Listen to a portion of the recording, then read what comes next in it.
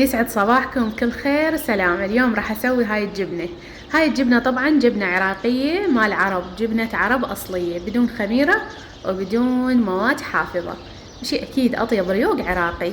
اول شي طبعا شيء اكيد نحتاج حليب تازة، طبعا لازم نفور الحليب عكس جبنة الموزاريلا، هاي لازم نفورها. من بعد ما يغلي راح نضيف قلاص ونص من الروبة، روبة، هاي الروبة العادية الحامضة، بعد تكيف عليها الجبنة بساعة تلزم ويتكتل. اذا ما تكتل عندكم ضيفوا روبة بعد، لا تخافون ما راح يخرب. طبعا ما خليته على النار من بعد ما ضفت الروبة، تقريبا بس ضفت الروبة طفيت النار. هاي طبعا غطيته هيك ورا 5 دقايق، لقيته فاصل الحليب عن الجبن وصاير الماي اخضر. اروح شو اسوي النوب، اذا تردونه يبرد وتصفوه عادي، بس انا بعد كنت اصور مستعجله فصلته وخليته ينشف من الماي مالته، ضروري نشيله من الماي همين. ضفت ملح وحبه سودا اذا حابين، هاي اختياريه.